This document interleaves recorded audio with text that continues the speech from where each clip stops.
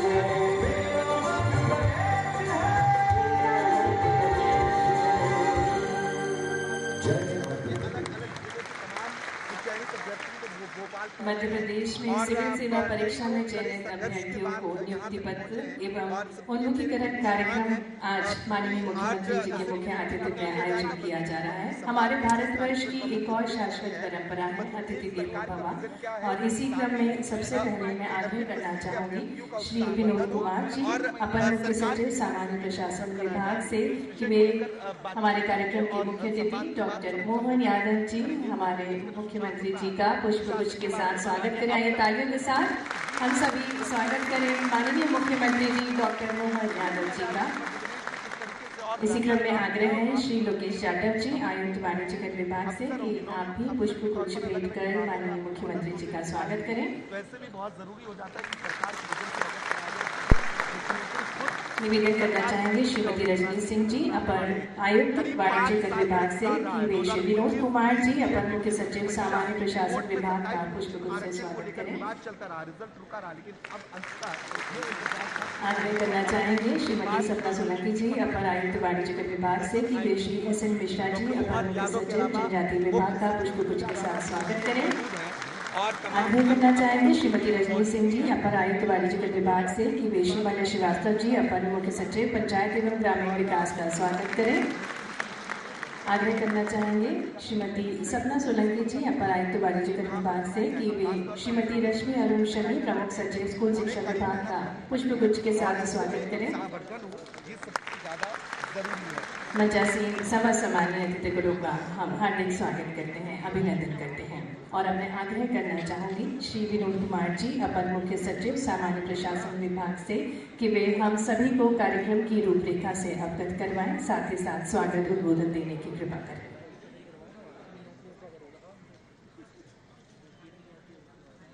आज के इस गरिमामयी कार्यक्रम के मुख्य निश्चित तौर पर यही प्रदेश के उद्देश्य है कि सुशासन यशस्वी और एवं गुड ऊर्जावान गवर्नेंस जो सरकार मुख्यमंत्री का मकसद आदरणीय है। डॉक्टर और मोहन ये यादव जिस तरीके से हमने कुछ दिन पहले देखा, कुछ कलेक्टर, कुछ एसडीएम की अलग यहाँ अलग पर प्रतिक्रियाएं, और प्रदेश ऐसी के कोने प्रतिक्रियाएं कोने नहीं से ना हो, खासतौर पर जब आप एमपी मध्य प्रदेश लोक सेवा आयोग द्वारा चयनित वर्ष 2019 और 2020 के अभ्यर्थीगण, 9 नियुक्त अभ्यर्थीगण, उनके अभिभावकगण, उपस्थित हमारे अधिकारी बंधु, पत्रकार बंधु और सभी देवियों और सज्जनों,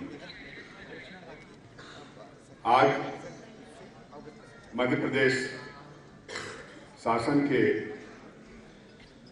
इतिहास में एक अच्छा स्वर्णिम दिन है, जबकि हमारे पास माननीय मुख्यमंत्री जी के निर्देशन पर 9 नियुक्त अभ्यर्थी गणों का एक प्रबोधन कार्यक्रम रखा गया है, जिसमें उनको नियुक्ति पत्र वितरित किए जाएंगे। साथ ही साथ शासकीय सेवा में आने पर आपकी एक जिम्मेदारी बढ़ जाती है। अभी तक आप एक स्टूडेंट के रूप में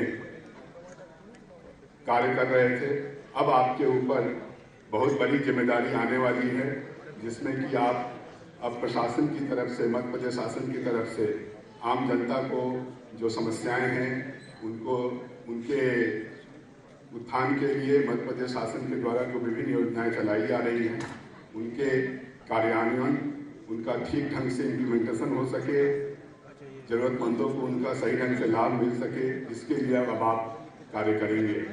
अभी तक आप दूसरी तरफ थे, जहाँ पर आप शासन किस प्रकार से काम करता है उसको देखते थे, अब आप शासन प्रशासन के भाग बन गए हैं और उसके बाद आप इस तरफ से आप कैसे कार्य करते हैं वो अब जनता आपको देखेगी और आपका वैल्यूएशन करेगी।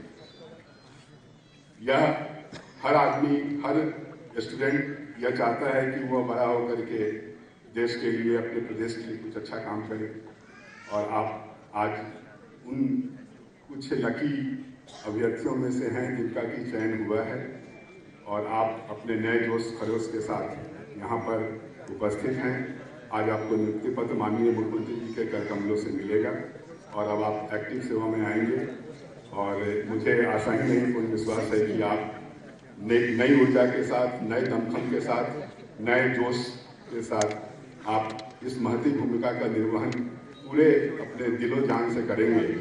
साथ ही साथ कुछ चीज़ें हैं जो कि आपको आगे और भी माननीय मुख्यमंत्री जी अपने संबोधन में बताएंगे, और हम लोगों ने आपके लिए भी एक कैप्सूल भी रखा है जिसमें कि आपको शासन प्रशासन की बारीकियों से आपको अवगत कराया जाएगा, आपको किस प्रकार से कार्य करना है, जनता के प्रति किस प्रकार से व्यवहार करना है, उसके प्रति रहेंगे। यह आपकी एक भूमिका भी रहती है कि आप हमेशा दूसरों के साथ बराबर संवेदनशीलता के साथ, संवेदना के साथ उनसे साफ चर्चा करें, उनकी समस्याओं को जाने समझें और उनको आप दूर करें, और जहाँ भी जरूरत हो आपको अपने दूसरे कलीग से, आपके अधीनस्थ जो आपके कर्मचारी हैं उनसे, आपके जो सुपीरियर कर्मचारी उनसे भी मार्गदर्शन प्राप्त करें और आगे बढ़ें। यह आप जैसा जानते हैं कि यह एक अभी अमृतकाल का समय चल रहा है। इस अमृतकाल में भी आप लोग का चयन हुआ है, और आपने तो अभी तक जो भी महसूस किया होगा, जहाँ भी आपको लगती होगी कि शासन प्रशासन की कुछ कमियां हैं, क्योंकि आप दूसरी तरफ सभी तक देखते रहे हैं, उन कमियों को भी किस प्रकार से दूर किया जाएगा इसके बारे में भी आप सोच सकते हैं, और आप कुछ योजनाएं बना करके आप अपने वरिष्ठ अधिकारियों के माध्यम से शासन के समक्ष प्रस्तुत कर सकते हैं, ताकि उनको लागू करके हम उन समस्याओं को जो कि जनता बराबर जूझती रहती है उसको भी हम लोग दूर कर सकें। मैं आप लोगों का ज़्यादा समय नहीं लूँगा। यहाँ पर उपस्थित माननीय मुख्यमंत्री जी का, सभी अधिकारी बंधु का, सभी हमारे नवनिर्वाचित हमारे जूनियर कलीग्स का और उनके अभिभावकगण का और सभी उपस्थित देवियों और सज्जनों का मैं एक बार फिर से मध्य प्रदेश शासन की ओर से आपका स्वागत अभिनंदन करता हूं। धन्यवाद। जय हिंद। बहुत बहुत धन्यवाद श्री विनोद कुमार जी, अपर मुख्य सचिव सामान्य प्रशासन विभाग, आपके स्वागत उद्बोधन के लिए। और आइए अब एक पीपीटी के माध्यम से अभ्यर्थियों के बैच की प्रोफाइल को देखेंगे। आप सभी को बता दें, राज्य सेवा परीक्षा 2019 में कुल 472 अभ्यर्थी सफलतापूर्वक इन्होंने परीक्षा उत्तीर्ण करी, जिनमें से 198 महिला थी, 274 पुरुष थे और जिनमें से अनुसूचित जाति में 32 महिलाएं थी, 46 पुरुष थे और अनुसूचित जनजाति में 41 महिलाएं थी, 58 पुरुष थे। वहीं अन्य पिछड़ा वर्ग में 43 महिलाएं थी और 66 पुरुष थे। EWS में 20 महिलाएं थी और 36 पुरुष थे। इसी प्रकार से राज्य सेवा परीक्षा 2020 में कुल 214 अभ्यर्थियों ने परीक्षा उत्तीर्ण करी, जिनमें से 88 महिलाएं थी और 126 पुरुष थे। और इसमें भी अनुसूचित जाति में 14 महिलाएं थी, 18 पुरुष थे। अनुसूचित जनजाति में 22 महिलाएं थी और 29 पुरुष थे। अन्य पिछड़ा वर्ग में 18 महिलाएं और 30 पुरुष और EWS में 9 महिलाएं और 17 पुरुष थे। और ये हमारे लिए गर्व की बात है कि इतनी बड़ी संख्या में अभ्यर्थियों ने परीक्षा उत्तीर्ण करी है। पूरे मध्य प्रदेश वासियों के लिए गर्व की बात है। और अब आपके समक्ष सफलता की कहानियां प्रस्तुत की जाएंगी और पहली सफलता की कहानी जो प्रस्तुत होने जा रही है उनको मैं मंच पर बुलाना चाहूंगी। श्री राहुल विश्वकर्मा जी, जो कि वाणिज्य कर निरीक्षक 2019 बैच के हैं। आइए तालियों के साथ हम उनका स्वागत करें। आप गुराड़िया देवास से हैं और एक फिल्म के माध्यम से आपकी सफलता की कहानी सभी के समक्ष।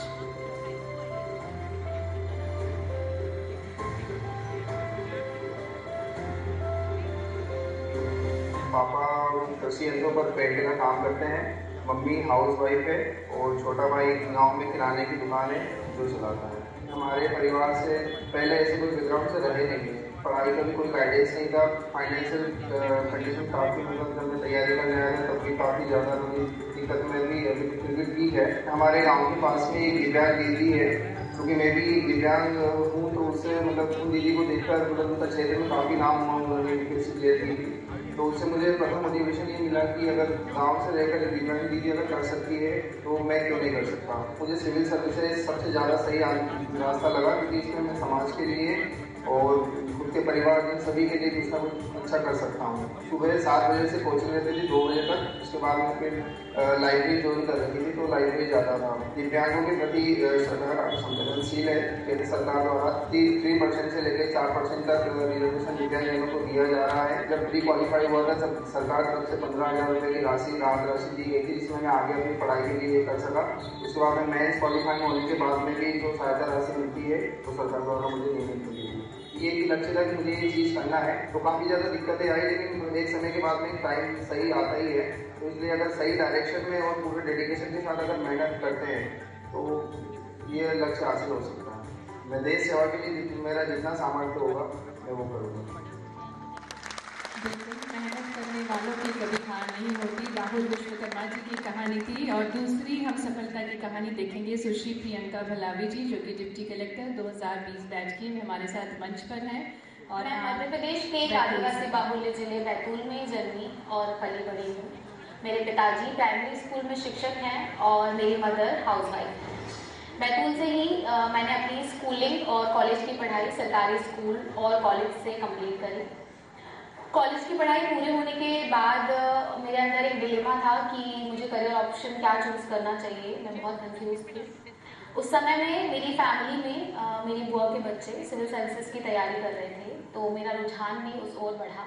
सौभाग्य न सब दिन सोता है, देखें आगे क्या होता है। बहुत सारी शुभकामनाएं श्री शशांक जैन को भी। और माननीय मुख्यमंत्री जी से आज्ञा लेते हुए हम संवाद की प्रक्रिया शुरू करना चाहेंगे। हमारे बीच अभ्यर्थी हैं, एस्पिरेंट्स हैं, जिनके मन में कुछ जिज्ञासा है और साथ ही साथ मार्गदर्शन भी प्राप्त करना चाहेंगे वे आपसे। तो हम संवाद की प्रक्रिया शुरू करते हैं। पहला प्रश्न हमको पूछना है या उनको पूछना? अभ्यर्थी पूछेंगे माननीय मुख्यमंत्री जी से, उनके मन की कुछ जिज्ञासा है, साथ ही साथ आपसे मार्गदर्शन भी प्राप्त करेंगे। जिज्ञासु विद्यार्थी वो बताएंगे, आपसे जिज्ञासा साझा करेंगे। माननीय मुख्यमंत्री जी जय हिंद। मेरा नाम प्रकाश कुमार उपाध्याय है। मैं राज्य सेवा परीक्षा 2019 में एक काम करें, फोकस कराओ कैमरा, इनका दिखना चाहिए, बाकी को भी। आप अपना नाम बताते हुए अपना प्रश्न पूछें। माननीय मुख्यमंत्री जी जय हिंद। मेरा नाम प्रकाश कुमार उपाध्याय है। मेरा चयन राज्य सेवा परीक्षा 2019 में नायब तहसीलदार के पद पर हुआ है। माननीय, मेरा आग्रह आपसे यह है कि आप प्रदेश में एक नई जिम्मेदारी का निर्वहन कर रहे हैं, जिसमें आपकी दिनचर्या अत्यधिक व्यस्त रहती है। ऐसे में आप सार्वजनिक और निजी जीवन में समय का आवंटन और प्रबंधन किस प्रकार करते हैं, कृपया इसके बारे में हमें अवगत कराने का कष्ट करें। ये कार्यक्रम है कि मेरा इंटरव्यू है?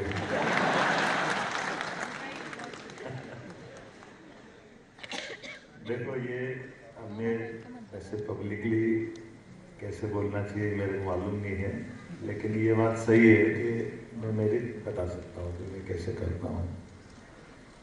मैं जिस दिन पूरा दिन गुजारता हूँ, रात में बैठ करके डायरी मेंटेन करता हूँ कि मेरा आज का दिन कहाँ कहाँ कैसे कैसे बीता, क्या क्या हुआ, और किसी से व्यक्तिगत रूप से मिल के आता हूँ। किसी से कोई वरिष्ठ है जिनसे मार्गदर्शन लेना चाहिए, विचार विमर्श करना चाहिए, तो इम्पोर्टेंट पॉइंट उसमें नोट करता हूँ, वो मेरी अपनी डायरी में नोट करके रख लेता हूँ।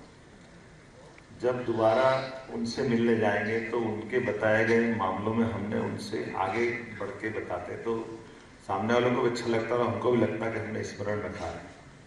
तो ये तो अपनी जो मैंने आपको मेरी व्यक्तिगत जिंदगी की असलियत की छोटी सी लेकिन महत्व की बात बताई। ज़्यादा अच्छा रहता कि हमारे अपने काम के आधार पर जब हम रोज दिनचर्या बनाते हैं तो दिनचर्या में मेरे पास का रोज का काम क्या है, उस रोज के काम की प्रायोरिटी डिसाइड करें। उस प्रायोरिटी में नवाचार भी जरूर जोड़ें, मैं करता हूँ, उसमें कोशिश करता हूँ मेरी तरफ से। तो उम्मीद करता हूँ कि जो आपको काम मिला है, लेकिन जो काम मिला उस पर रुकना भी नहीं। जो मिला है वो अच्छा है, उसको अच्छे से करना, लेकिन मान के चलना कि इसके बाद भी कोई अगली स्थिति, अगला मुकाम आपको बुला रही है, वहां तक जाने की ललक बनाए रखना, उसको छोड़ना मत। जब तक कि आप करते रहोगे और जो काम मिला उसको अच्छे से ललक बनाए रखें, उसको मेंटेन करने की प्लानिंग कर लें। मुझे लगता है कि इतना ही बोलना पड़ेगा। बहुत ही अच्छा सफलता का मंत्र माननीय मुख्यमंत्री जी ने दिया। और कोई अभ्यर्थी है जो अपनी जिज्ञासा साझा करें? नमस्कार माननीय मुख्यमंत्री जी, मेरा नाम अंकित चौबे है। एक मिनट,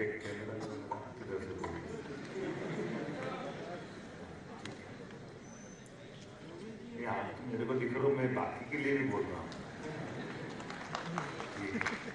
नमस्कार माननीय मुख्यमंत्री जी, मेरा नाम अंकित चौबे है। मेरा सवाल है कि जब हम सिविल सेवा की परीक्षा की तैयारी करते हैं तो उसमें दोस्तों की महत्वपूर्ण भूमिका होती है। ऐसे ही आपकी इस राजनीतिक यात्रा में ऐसा कोई दोस्त या ऐसी कोई व्यक्ति जिससे आप प्रेरणा लेते हो, अगर कोई किस्सा हो तो हम लोगों के साथ जरूर साझा करें। ये वो कह रहे हैं, मेरे पति नहीं चला। ब्राड गेट से बिटल गेट पे गाड़ी जा रही है। माननीय मुख्यमंत्री जी, मेरा सवाल है कि जब हम तैयारी करते हैं तो उसमें हमारे दोस्तों की महत्वपूर्ण भूमिका होती है। ऐसे ही आपकी इस राजनीतिक यात्रा में ऐसा कोई दोस्त या ऐसा कोई व्यक्ति जिससे आप प्रेरणा लेते हो, तो ऐसा कोई किस्सा हो तो हम लोगों के साथ जरूर साझा करें।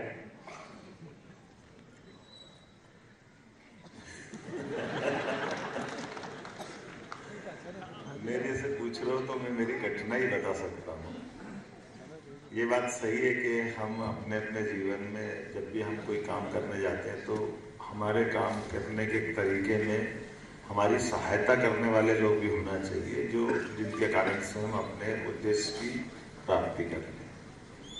मेरे अपने जीवन की थोड़ी सी जानकारी देना चाहता हूँ कि कॉलेज लाइफ से मैं अपना काम अपनी छोटी होटल से चालू किया। तो होटल में स्वाभाविक रूप से मैं स्टूडेंट लीडरशिप में आया कॉलेज चुनाव लड़ने के लिए। तो ये आप होटल चलाओगे, पढ़ लो, या आप अपनी जो आगे की डिग्री है उसको जारी कर लो या जीत लो चुनाव। मैं फर्स्ट ईयर में जॉइंट सेक्रेटरी बना चुनाव लड़ते लड़ते, और होटल चलाने चला। तो आप भी जानते हो, तो होटल चलाते हैं, रेस्टोरेंट चलाते हैं, तो फिर उसको चलाएगा कौन? या तो आप उधर कॉलेज में घूमो या इधर कोई घूमो। तो अपने अच्छे मित्र ढूंढो जो आपकी मदद कर दे। तो मेरे मित्रों से मैंने मदद करते करते शुरुआत से जिनसे मित्रता की, परमात्मा की दया से आज तक वही मित्र है जो मेरे को हर जगह मदद करते हैं। लेकिन ये भी बात सही है कि जो मैंने आपसे प्रारंभ में कहा था कि हम कॉलेज में पढ़ें, नौकरी करें, कोई भी काम करें, ईमानदारी से और अपनी शुचिता का ध्यान रखें, तो उसका लाभ भी मिलेगा आपको। और आदमी, आप 100 बार सोचो, 2 बार रखो। हमारे पास जो जुड़े उनकी पूरी अच्छी बुरी सारी बातों का आकलन करने के बाद रखो उनके साथ, और उनको रख लो, छोड़ो मत। उनकी जाने अनजाने कोई गलती नहीं होगी तो उनको समझाइश देके फिर तुमको अपने लाइन से लगाए रखो। अदरवाइज आप बदलते रहोगे तो भी बात नहीं बनेगी। अपने मित्रता का मतलब ही है कि वैसे तो ये बड़ा लंबा विषय है, लेकिन इसका अर्थ कभी कभी गलत निकाल लेते हैं। ये हमारे लिए जो हम अपनी व्यवस्थाओं का आधार पर चलते हैं, तो हमारे लिए जरूरी नहीं कि हमारे ब्लड रिलेशन जिनसे हो वही हमारे गार्जियन हो या हमारे सहयोगी हो, या सच्चे अर्थों में तो जीवन में जो आपसे नजदीक आ रहा है, और नजदीक आते आते वो आप और वो एक तरह से बहुत बड़ा आर्बिट मत बनाओ, लेकिन जितना बने उसको निभाने की ताकत रखोगे तो आपको सफलता मिलती जाएगी। इसमें कोई शंका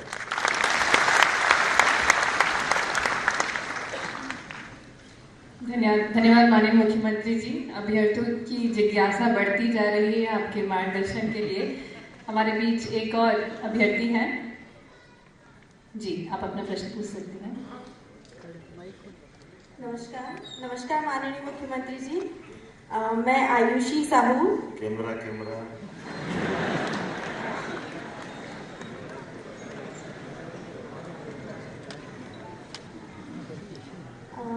मुख्यमंत्री जी, मेरा आपसे सवाल ये है, आप लोक सेवा के क्षेत्र में लंबे समय से कार्य कर रहे हैं, एक लंबा अनुभव है आपको, तो आपके अनुसार ऐसी कोई 3 बातें आप हम सभी अभ्यर्थियों को बताएं कि हम जब जन समस्याओं से डील करें तो हम उन बातों को ध्यान रखें।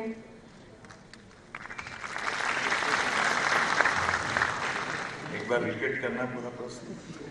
जी, माननीय मुख्यमंत्री जी, हम सभी की ओर से ये सवाल है कि आपका एक लंबा अनुभव है लोक सेवा के क्षेत्र में कार्य करने का, तो आपके अनुसार हम ऐसी कौन सी 3 बातों का ध्यान रखें कि जब हम जन समस्याओं से डील करें तो हम इन बातों का ध्यान रखें उनसे डील करते वक्त? देखिए, बहुत सरल बात है जो आपने बात कही, लेकिन बहुत कठिन भी।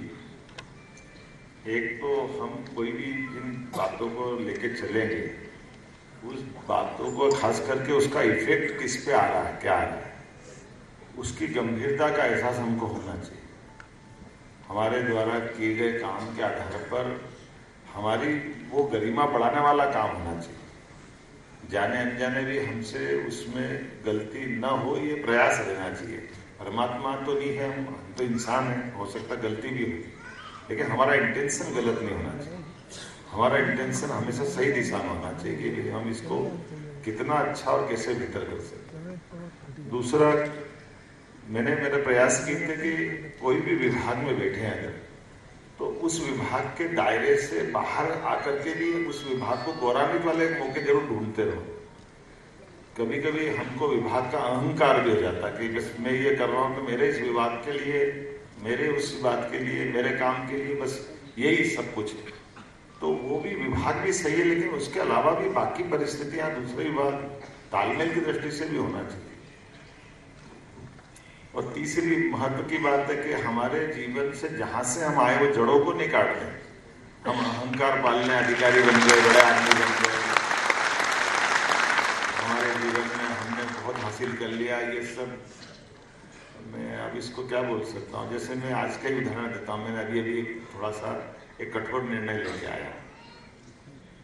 हमने कल चित्र देखा कि एक डिप्टी कलेक्टर साहब, एसडीएम साहब अपने जूते के मोजे लेस बंधवा रहे हैं, अपने बंद बनवा रहे हैं, लेकिन वो बहन बांध रही, कोई महिला बांध रही है। ये मुझे मालूम है कि वो उस महिला के बांधने का भाव अपने साहब के प्रति कोई खराब नहीं हो सकता। और ये भी मालूम पड़ा कि वो एसडीएम साहब कोई थोड़े पैर में चोट मोट है, लेकिन ये अब उनकी व्यक्तिगत बात हो सकती है। अब पब्लिकली इसका चित्र क्या बनेगा, ये मुझसे कौन पूछने जाएगा कि वो बीमार है, नहीं है, क्या है, कैसे है। हमारा तो इम्पैक्ट एकदम से सब पे आएगा ना, पूरे समाज पे। हमने कहा भले बीमार है तो आप या तो छुट्टी पे चले जाते, उनको कौन ने रोका। लेकिन अगर आपने पब्लिकली अपने लेस बंधवाए तो हम तो अपने कार्यक्रम की शुरुआत बहनों की पूजा से करते हैं, माता बहनों की इज्जत करना हमारा काम। हम कैसे बर्दाश्त कर सकते कि भाई आप जस्टिफाई नहीं हो सकते, आप न्याय संगत नहीं हो। हमने कहा हम आपको सस्पेंड नहीं कर रहे, लेकिन वहां से तो हटा ही देंगे जहां आप बैठे हो। अगली बार आपको ध्यान में आ जाएगा क्या। ऐसे कई सारे छोटे छोटे ऐसे, लेकिन ये परमात्मा की कृपा है। आप अपने जीवन में, ये तो मेरे को लगता तो मैंने कर दी। जैसे अभी आपने यहाँ कहा कि हमको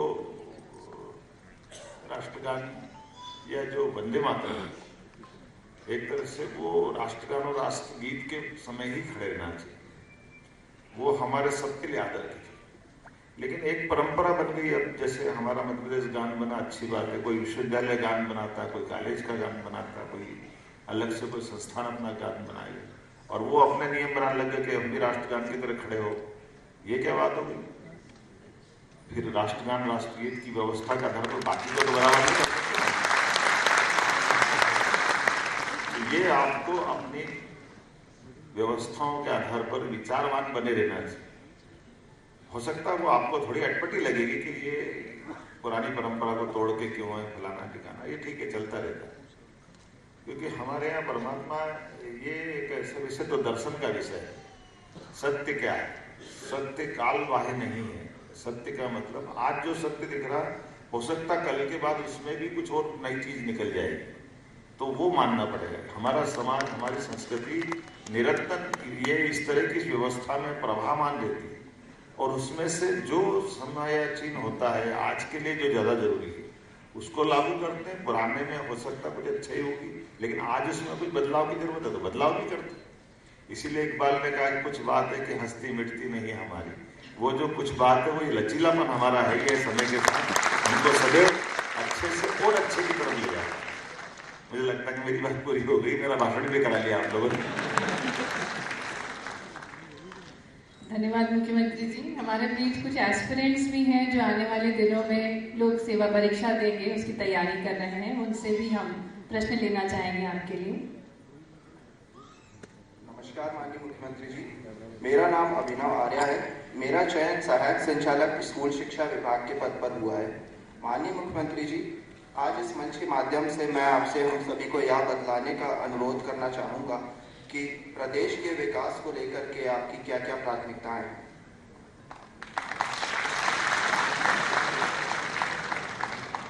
देखिए, प्रदेश का विकास केवल एक ही सेक्टर में नहीं हो सकता है। इसको अगर मैं समूचे ढंग से कहूँ तो ये सभी क्षेत्रों में समान रूप से, और खास करके इसका मूल लक्ष्य पंडित दीनदयाल जी का वो अंत्योदय, जिसमें आखिरी से आखिरी व्यक्ति बैठा है, उसके जीवन में बदलाव आना चाहिए। उसको ये लगना चाहिए कि हाँ ये विकास हुआ, अर्थात उसके लिए जो उसकी जरूरतों की पूर्ति भी हमने सहजता से कर दी एक। लेकिन उसके केवल व्यक्तिगत सुख की सब कुछ कर दी तो भी बात नहीं बनेगी। हमारी जो गौरवशाली परंपरा है, उस परंपरा से जोड़ करके हमने सर्वे भवन्तु सुखिनः सर्वे सन्तु निरामया वहां तक ले जाना।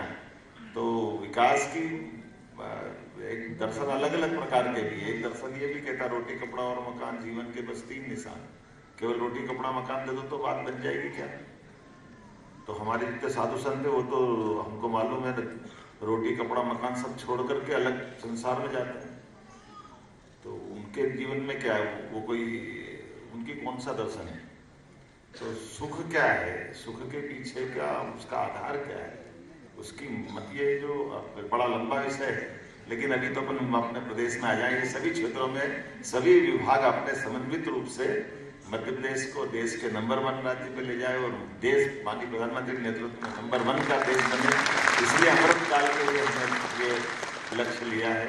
सभी विभाग समन्वित रूप से अपनी अपनी भूमिका निभाए, इसी का धन्यवाद। माननीय मुख्यमंत्री जी एक अंतिम प्रश्न लेना चाहेंगे समय को देखते हुए। नमस्कार सर, मेरा नाम अंशिका ठाकुर है। मैं सिविल सेवा की तैयारी कर रही नमस्कार सर, मेरा नाम अंशिका ठाकुर है। मैं सिविल सेवा की तैयारी कर रही अभ्यर्थी हूँ। मेरा आपसे यह प्रश्न है कि लोक सेवा परीक्षा की तैयारी कर रहे प्रदेश के युवाओं को आप स्ट्रेस मैनेजमेंट के लिए क्या टिप देंगे? ये रिपीट तो हो गया प्रश्न वापस। तीसरे नंबर की बच्ची ने किसने पूछा था ये? चलिए कोई बात नहीं, एक बार रिपीट करना तो थोड़ा अलग कर लेते हैं। आप लोक सेवा परीक्षा की तैयारी कर रहे प्रदेश के युवाओं को स्ट्रेस मैनेजमेंट के लिए क्या देंगे? मेरे जीवन का तो उल्टा अनुभव बता सकता हूँ अभी, आपको जचे तो बताना। बैठे मैं BSc LLB करके 86 के आसपास में एक अच्छे PSC चेयरमैन के साथ बैठ करके बात कर रहा था। ऐसे ही कुछ कारण से उनकी मेरे से आत्मीयता कोई दूसरी बात थी, तो बातचीत करते करते उन्होंने कहा कि भैया आप PSC दे रहे हो क्या? तो मैंने कहा क्यों? बोले आप डिप्टी कलेक्टर तो मैं आपको बना ही सकता हूँ, इसमें मैं आपकी मदद करूँगा। मैंने कहा ये आपको धन्यवाद, पर मेरे मुँह से उस समय तुरंत निकल गया कि आप मेरे को क्या डिप्टी कलेक्टर की बात करो, IAS अधिकारी मेरे हाथ के नीचे काम करेंगे, कहाँ चक्कर में पड़ रहे हैं।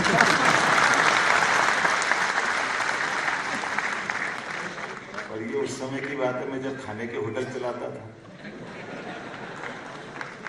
तो थोड़ा ललकपन भी था और थोड़ी अपने मन में ऐसे भाव थे, तो मैं बोल तो गया, फिर मेरे को ध्यान में आया कि ये मेरे से प्रेम के कारण कह रहे, मेरे मदद करने की बात कह रहे और मैंने अहंकार से बात करो, अच्छी बात नहीं कि मैंने उससे थोड़ा अपनी बात को साफ करते हुए माफ़ी मांगते कहा कि आप बुरा मत मानिएगा। मैं ये बात इसलिए कह रहा हूँ कि मेरे पिंड में नौकरी करना नहीं है, मेरे स्वभाव में मेरे को लगता नहीं कि मैं नौकरी करूँ, इसलिए मैंने कहा है मैं आपके मन की भाव समझता हूँ। आपने मेरे को प्रेम से अच्छे काम के लिए कहा है, तो आपको धन्यवाद, आपने मेरे लिए अच्छा सोचा। लेकिन मैं स्वतंत्र रूप से काम करने की और समाज सेवा करते करते प्रशासनिक व्यवस्था में जो मदद होगी वो करने के भाव में मेरा। उन्होंने कहा नहीं बिल्कुल कोई बात नहीं बेटा, अच्छी बात है। लेकिन ये मेरे को, मैं तो अपनी बात करके भूल गए। लेकिन जब मैं 2003-04 में उज्जैन विकास प्राधिकरण का अध्यक्ष बना, तब मेरे हाथ के नीचे एडिशनल कलेक्टर लेवल के लोग CO करके काम करते थे। 2010 तक वो अपना काम करते थे, लेकिन 2010-11 में मैं जब MP टूरिज्म कॉर्पोरेशन का चेयरमैन बना और वरिष्ठ IAS अधिकारी मेरे नीचे काम करने आए, तो वो चेयरमैन जरूर मेरे से मिलने आए कि मेरे को बेटा वो बात ध्यान है कि तुमने जो कही थी, मुझे इस बात का संतोष है कि तुमने जो कहा था वो करके दिखा दिया। ये भी तो ये थोड़ा सा प्रशासनिक सेवाओं को काम में आपको जो अपने एग्जाम देने की बात कही ना, तो पहले अपना आकलन करें कि हम किस पिंड के बने, हमारे मन में क्या होता है। कभी कभी नौकरी में सब कुछ हो सकता तो जरूर उस लाइन में जाए, उसमें कोई संकोच नहीं। लेकिन अभी आप माननीय मोदी जी के मंत्रिमंडल को देखो, हमको उसके उदाहरण मिल जाएंगे। जयशंकर प्रसाद जी का उदाहरण हमारे सामने, उसके पहले यशवंत सिन्हा जी का उदाहरण हमारे सामने। IAS अधिकारी भी बने, लेकिन उस नौकरी को तिलांजलि भी दे दी। तो जो जैसा जहां हमारा मन करे, हमारा कॉन्फिडेंस बोले, हमारे को परमात्मा ने एक तरह से अंदर भाई 2 शरीर अपने पास, तो अंदर का शरीर के अंदर की आत्मा भी कुछ बोलती है और हम उसके साथ न्याय करें, उसका साथ अन्याय नहीं करें। कभी कभी हमारी क्षमता योग्यता कुछ और होती है और हम करने कुछ और जाते हैं। तो एग्जाम देने जाए जरूर जाए, लेकिन एग्जाम को दे तो डूब करके दे कि मैं इस एग्जाम को निकाल के मानूंगा। और अगर एग्जाम निकल गई उसके बाद भी सुभाष चंद्र बोस का उदाहरण हमारे सामने है। ICS एग्जाम पास की तो 1923 में, अंग्रेजों का वो शासन काल था और एशिया में उनका नंबर 1 स्थिति है, लेकिन उनको लगा कि मैं केवल ये एग्जाम इसलिए पास करके दिखा रहा हूँ कि अंग्रेज कहते थे कि इनमें बुद्धि नहीं होती हिंदुस्तान के लोगों, तो उनमें बुद्धि है, योग्यता, और उसके बाद उनकी नौकरी को लात मार करके उन्होंने देश सेवा के मार्ग पर बढ़े। ये उदाहरण भी हमारे सामने नेताजी सुभाष चंद्र बोस। आपके ऊपर निर्भर करता आप कौन सी लाइन पसंद करते हैं। बहुत धन्यवाद। बहुत बहुत धन्यवाद माननीय मुख्यमंत्री जी, आपने बहुत ही अच्छे से जीवन को सफल बनाने के मंत्र हम सभी को बताएं। और अब हम आपसे आग्रह करना चाहेंगे कि आप हम सभी को संबोधित करें। बाबा महाकालेश्वर के परम भक्त जिनके मार्गदर्शन में मध्य प्रदेश में सबसे पहली बार राष्ट्रीय शिक्षा नीति लागू की गई, जो कि बहुमुखी विकास के लिए निरंतर तत्पर है। आइए जोरदार तालियों के साथ हम आग्रह करें माननीय मुख्यमंत्री जी से कि आप हम सभी को संबोधित करें।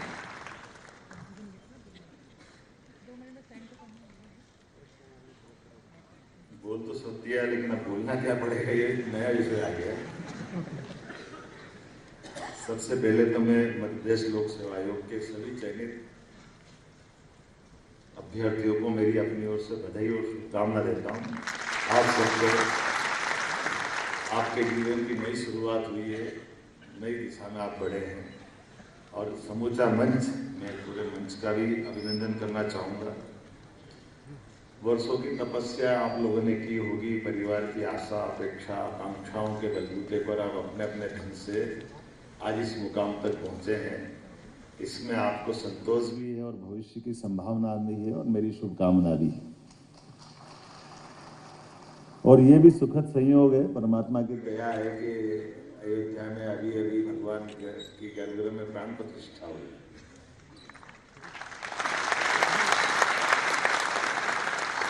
और प्राण प्रतिष्ठा हुई तो उसको भी कोई अलग अलग ढंग से देखेंगे, जिसको देखना होगा, जो बात सुनना होगा।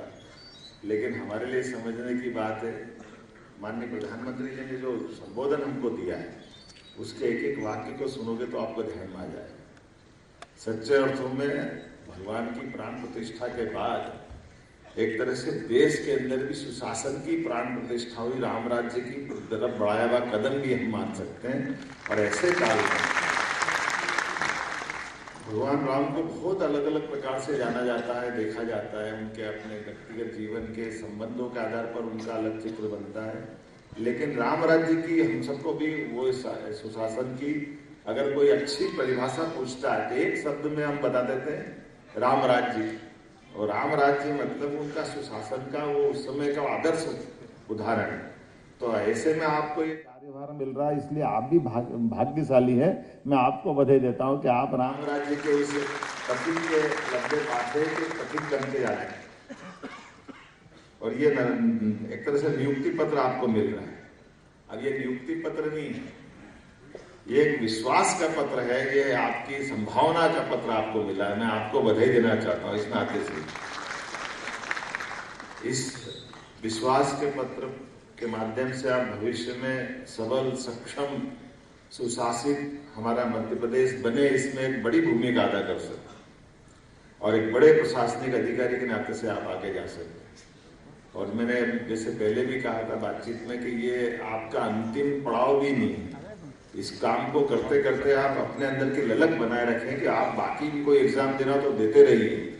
शासन की कोई मंजूरी की जरूरत पड़ेगी तो मैं आपकी मदद करूंगा, उसमें कोई कंजूसी नहीं रहेगी। लेकिन हमारे अंदर की ऊर्जा का, हमारे अंदर की, अभी आप युवा है और दुनिया का सबसे युवा देश भारत, ऐसे में आप धरोहर भी है मानवता के नाते से। उस धरोहर का पालन पोषण करते हुए उनके अपने अभिष्ट तक की, उनके अपने लक्ष्य तक की प्राप्ति कराना, यह हमारा भी उत्तरदायित्व है। और इसी नाते से खास करके आज़ादी के अमृत काल में माननीय प्रधानमंत्री जी कह रहे हैं लगातार 2047 तक जब आज़ादी का अमृत काल पूरा होगा तो हमारा इस जीवन के सब क्षेत्रों में हमारा देश आगे बढ़े, अर्थात देश के साथ प्रदेश भी आगे बढ़े, जीवन के सभी क्षेत्रों में। और ऐसे में ये बात भी सही कि आपको बहुत सारी चुनौतियां भी मिलेगी और चुनौतियों से जूझना भी पड़ेगा, लेकिन उन चुनौतियों में हमको समाधान निकालते हुए आना चाहिए। चुनौतियों से डर करके पीछे हटना या चुनौतियों का के सिर झुका देना, ये दोनों के बजाय समाधान निकाल करके हम चुनौतियों को पार कैसे पाले, विजय कैसे प्राप्त करें, इस दिशा में भी आप आगे बढ़ेंगे। आपको शुभकामना देता हूं और आपका परमात्मा साथ देगा, ऐसे बाबा महाकाल से कामना भी करें। ये उसी प्रकार से जब आप परीक्षा की तैयारी कर रहे होंगे तब भी ऐसे ही चल रहा होगा। परीक्षा में हम जब गए तो बहुत सारे कष्ट आते, बहुत परेशानी आती है, लेकिन परमात्मा ने आपको यहाँ तक पहुँचाया है, ये भी ईश्वर की एक अनुकंपा है। और यही ईश्वर आपके अंदर से इस तरह से आपको अपने पढ़ने वाले लक्ष्य की प्राप्ति तक ले जाएगा। आज के युग में अगर बात करें तो हमको ये बात सही है कि इन प्रश्नों में से कई एक उत्तर ये भी हो सकता था, जैसे कई लोगों ने मेरे से पूछा, मैंने उसको जान करके छोड़ दिया था। तो वर्तमान का युग हमारा विज्ञान का युग है, नई टेक्नोलॉजी का युग है। तो अब अपने जीवन में, रोजमर्रा के जीवन में नई टेक्नोलॉजी का नवाचार लगातार करते जाए, नए नए प्रकार से हम कार्यदक्ष कैसे हो जाए। आपकी यशस्वी प्रधानमंत्री को देखिए, जब वो गुजरात जैसे हिंदी भाषी प्रदेश के आसपास से निकले, लेकिन उन्होंने अपने जीवन में प्रधानमंत्री बनने के बाद बहुत सारी चीजों पे अपनी दक्षता हासिल करी। कई सारी भाषाओं के मामले में उन्होंने अपने आप को जोड़ करके खड़ा किया।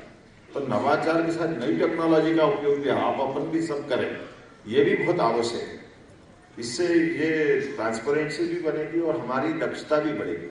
पारदर्शिता की बात करते तो नई टेक्नोलॉजी का उपयोग करते हैं। मैं नाम नहीं बोलूंगा, लेकिन एक मंत्री जी से मैंने कहा कि अभी आपके विभाग को लेकर के एक अभियान चल रहा है, तो आप क्या करेंगे। तो आप इस पे दोनों का, मैं सर 55 जिले में दौरा कार्यक्रम बनाता हूँ, संतूर 55 जिले तक होके आऊँगा। तो मैंने मजाक में बोल दिया कि आप 55 जिले तक जाएंगे तब तक तो लोकसभा आ जाएगी, 55 दिन तो आपको मिलेंगे नहीं। कम से कम एक दिन में एक जिला पकड़ेंगे तो क्या करेंगे, जब तक आचार संहिता लग जाएगी। तो उन्होंने कहा बात तो सही है। तो हमने कहा एक काम करो, आप यहीं बैठो, हर जिले के लोगों को बिठा लो साथ में। आजकल तो बीसी के माध्यम से आपकी बात का समाधान हो जाएगा, आपकी बात का संप्रेषण हो जाएगा। तो ये जो नई टेक्नोलॉजी का नया युग है, माननीय मोदी जी कितने अच्छे ढंग से करते हैं, तो ये हमारे लिए एक तरह से आप सबके जीवन में भी बहुत काम आए। उसी प्रकार से हमारा जो भी काम मिले उसको 100% सफलता के साथ ले जाने का मन में संकल्प होना चाहिए। 0.1 भी नहीं होना चाहिए। क्यों माइनस करें, 100% करें। आपकी जानकारी के लिए बता दूं कि ये जो स्कूल शिक्षा के भी कुछ इसमें चयनित विद्यार्थी है, तो स्कूल शिक्षा की सिस्टम में मैं केवल परीक्षा पद्धति पे बताऊंगा। हमारे यहाँ आमतौर पर बोर्ड की एग्जाम होती है, स्कूल का अपना टाइम टेबल होता है और उस सर्टिफिकेट की मान्यता होती है जिस आधार पर हमने परीक्षा दी। लेकिन अपने में से एक जानकारी देता हूँ कि शंकराचार्य पद्धति के आधार पर अभी भी कुछ गुरुकुल चल रहे हैं, और वो गुरुकुल चल रहा है, उसमें से एक गुरुकुल उज्जैन में भी। उनकी विशेषता क्या है? उनकी विशेषता ये कि वो जिस गुरुकुल में उनके विद्यार्थी को पढ़ाते तो कम से कम 10 बार उसकी कठिन परीक्षा लेके उसको हतोत्साहित करते कि आप हमारे पास आओ ही मत। क्यों ना हो? क्योंकि इसलिए कि उनका बहुत कठिन मार्ग है। लेकिन उसमें आने वाले जो आ जाते हैं उनको संकल्पित रूप से जो आते हैं उनकी पढ़ाई कैसे कराते हैं? तो पढ़ाई ऐसी कराते हैं कि वो 100 में से 100 ही नंबर लाना, 99 लाए तो भी फेल। उसमें कोई गुंजाइश नहीं, कोई सप्लीमेंट्री नहीं, कोई 33% का मार्क्स नहीं है। और उसके बाद आगे भी पढ़ लिए तो पढ़ने के आधार पे पूरा जीवन भी उसी तरह से व्यतीत करना है, ये उसका मार्ग। और आखिरी में ये कि उसके बाद भी कोई सर्टिफिकेट नहीं देंगे कि आप पास हो गए। पास हो गए मतलब ये आपको मालूम और गुरु को मालूम, पूरा जीवन उस मार्ग पे ले जाना। ये गुरुकुल पद्धति।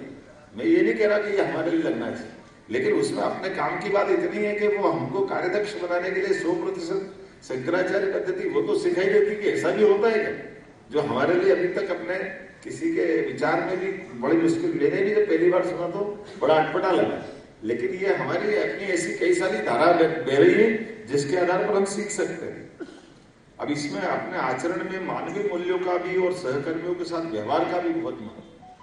हम अगर केवल अहंकारी बन जाएंगे या हमारी चीजों को, जैसे मैंने प्रारंभ में भी कहा, इन सारी बातों के साथ जोड़ के चलेंगे तो निश्चित रूप से विनम्रता के साथ, अध्ययनशीलता के साथ, अपने काम को कार्यदक्ष होकर जीने के साथ। और कभी कभी क्या होता, बहुत सारे उदाहरण भरे पड़े। जैसे कल ही कर्पूरी ठाकुर जी को भारत रत्न दिया। अब कर्पूरी ठाकुर जी मूलतः शिक्षक थे, और शिक्षक होने के साथ में भी वो जिस समाज से आते थे वो बहुत पिछड़ा समाज था। उनका एक उदाहरण ना मैं आपके सामने देना चाहूँगा। उनके अपने रिश्तेदार आए कि भाई मैं स्कूल की शिक्षा विभाग की नौकरी करना चाहता हूँ, तो मेरी मदद कर दो। और मदद कर दो तो मैं परीक्षा में फेल हो गई। तो फेल हो गए तो क्या करना चाहिए? तो उन्होंने कहा तुम क्या करते थे? तो उन्होंने कहा आपकी दाढ़ी कटिंग की दुकान। तो उन्होंने काम करो, मैं तुमको 50 रुपए देता हूँ, दुकान खोल लो, करो, ये तुम्हारे बस की बात है, ये मैं मदद करने का काम नहीं करता। तो मुख्यमंत्री होकर के जो अपनी इस लाइन को बना कर कि मूलतः हमारी सुचिता की बात जो हम कह रहे हैं उसको खाली कहना नहीं, लगाना, अपने जीवन में धारण करना। और इससे भारत रत्न बन के निकलते हैं। वो तो अब चले गए, लेकिन उनके जीवन के ऐसे बहुत सारे प्रसंग हैं। तो मूलतः शिक्षक थे, ऐसे वो नहीं। डॉक्टर राजेंद्र प्रसाद, उनका जीवन भी कैसा है? राष्ट्रपति बनने के बाद पटना जैसे स्थान पे वापस आए और एक तरह से वृद्धाश्रम में भी जीवन गुजारा उन्होंने। तो अपने जीवन में उन्हें कभी अहंकार नहीं पाला। ये हमारे लिए पाथे बन के, ये उदाहरण बन के हमारे जीवन पर काम आए कि हमारे को काम कोई सा भी मिल जाए, लेकिन व्यक्तिगत जीवन में भी हम उसका बाद में कैसे पालन करें। थोड़ा अच्छा भी है लेकिन कठिन भी है। पर हमारे यहाँ उदाहरण ऐसे कई भरे पड़े। आपके 2 उदाहरण देकर के मैं बात समाप्त करूंगा। चाणक्य का उदाहरण है, जब वो खुद चंद्रगुप्त के पास अपनी व्यवस्थाओं में वित्त का काम संभालने की जवाबदारी संभाल रहे थे, तो कोई मिलने आया उनसे। मिलने आया तो बात करने में उदाहरण आया कि शासन की व्यवस्था का हिस्सा नहीं है, निजी जीवन की बात है। तो वो उस समय रात में बात कर रहे थे तो दीपक जल रहा था उनके पास। उन्होंने एक दीपक बुझाया, दूसरा जलाया। ऐसा उदाहरण हमको सबको मालूम है। तो उन्होंने कहा आपने दीपक एक जलाया, दूसरा क्या करा? बोले ये वो पहले शासन के पैसे से जल रहा था, आपको व्यक्तिगत बात करना तो मेरा दीपक जलेगा, मैं इसमें बात करूँगा। उदाहरण छोटा था लेकिन सीख कितनी बड़ी है उसका एहसास हम सबको मालूम। एक उदाहरण पन्ना धाय का हमारे सबके सामने। पन्ना धाय मूलतः राज परिवार में कर्मचारी की तरह काम कर रही है, लेकिन उस राज परिवार की व्यवस्थाओं को, शासन की व्यवस्थाओं को लेकर अगर कोई कष्ट आ रहा है तो अपने बच्चे का बलिदान देकर के भी उन्होंने जो उदाहरण उत्पन्न किया है पन्ना धाय ने, अपने खुद के बच्चों को, अपने सामने 7 साल के बच्चे को कोई बड़ी घटना के आधार पर, जो राजा के बच्चे की बलि लेने के लिए कोई षड्यंत्र हुआ था, कोई घटना बनी थी, तो उसके बच्चे को, राजा के बच्चे को बचा करके अपने बच्चे को अपने सामने तलवार से कटते हुए देख करके शासकीय सेवा का इससे बड़ा उत्कृष्ट उदाहरण कोई हो सकता है क्या? कोई ऐसा सोच सकता है कि केवल भारत में हो? ये पन्ना धाय की बड़ी लंबी कहानी, लेकिन ये उदाहरण हमारे सबके सामने है। तो मेरी अपनी ओर से आप सबके प्रति शुभकामना, बधाई, बहुत बहुत धन्यवाद।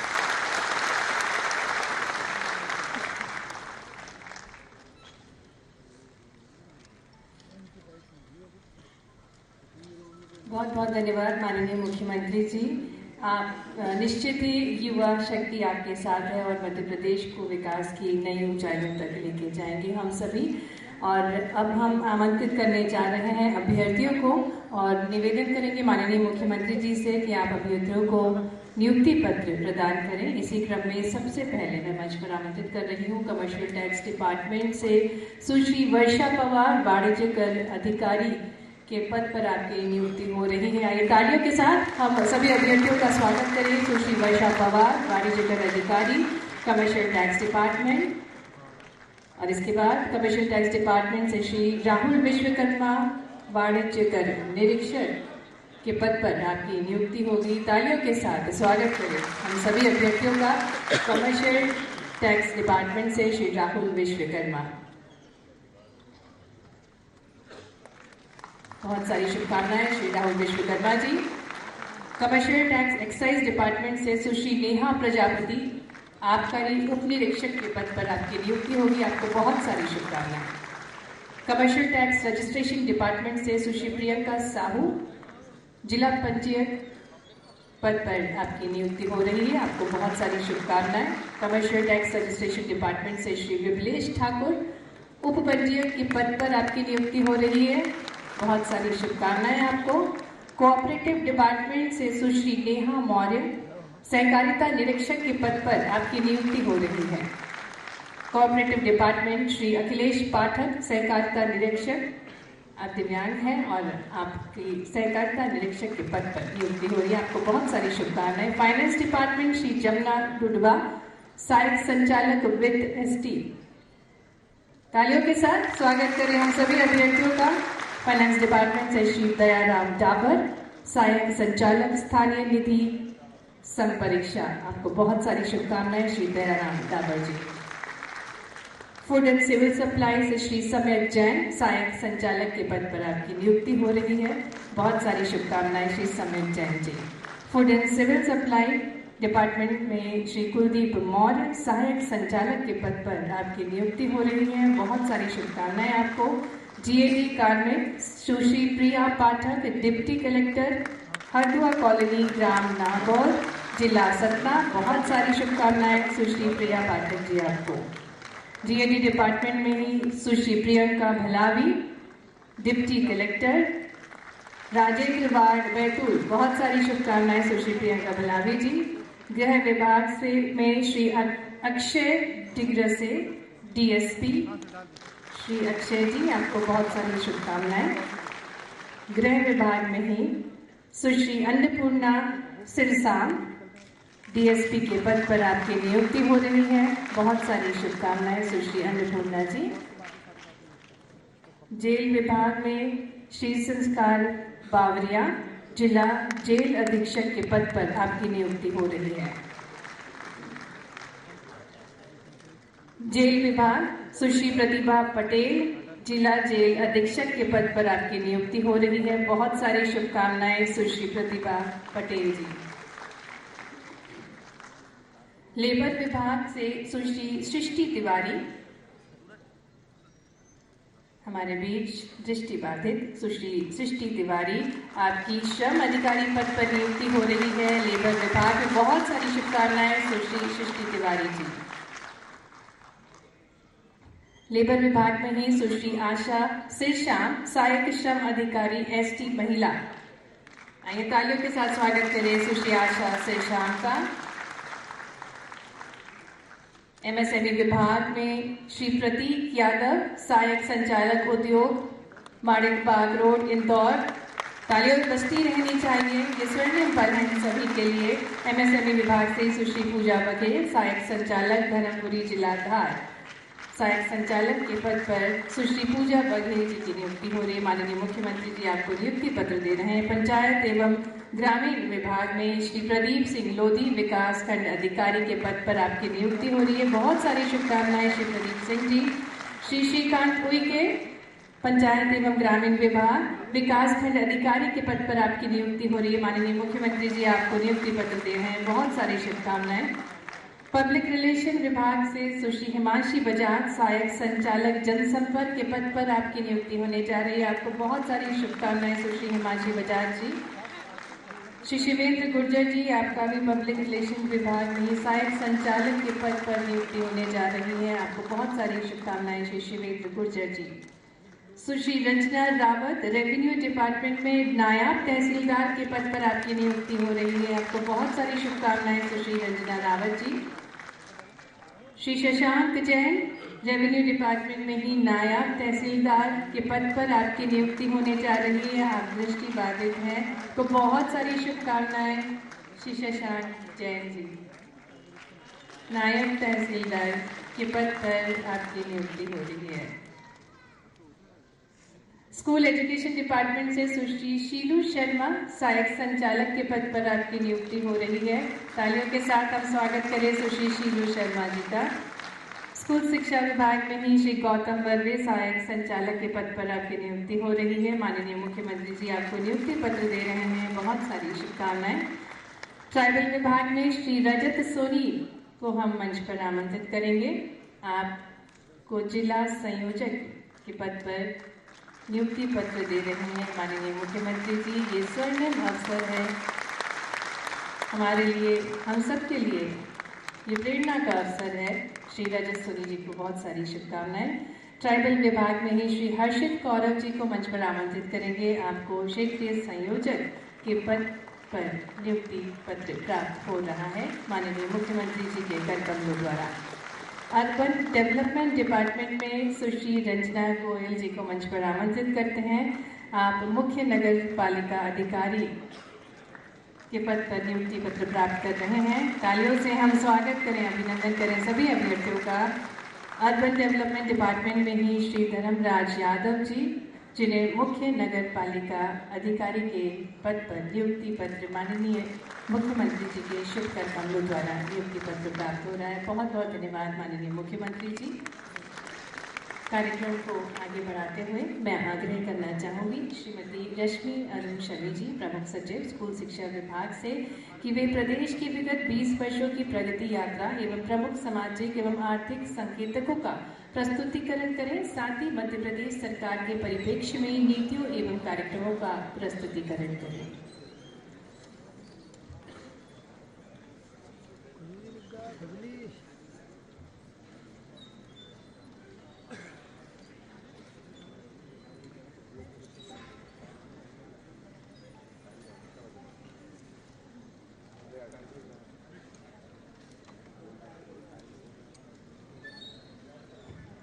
माननीय मुख्यमंत्री जी, इस कार्यक्रम में पधारे सभी अभ्यर्थीगण जो इस प्रतियोगिता में सफल हुए हैं, उनके अभिभावकगण, सभी सम्मानीय अतिथिगण, माननीय मुख्यमंत्री जी को आगे कार्यक्रम में जाना है, इसलिए पहले मैं माननीय मुख्यमंत्री जी का आभार प्रदर्शन करूंगी, उसके बाद हम लोग इस प्रस्तुतिकरण को देखेंगे।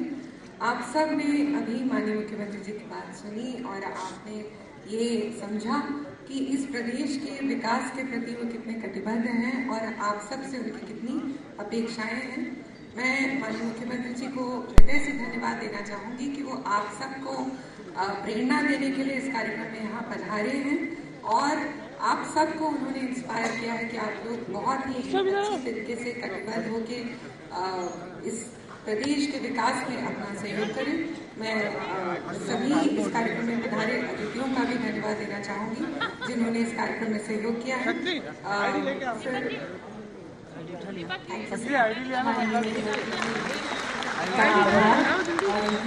तुलसी का पौधा भेंट करते हुए सभी की ओर से आपको धन्यवाद।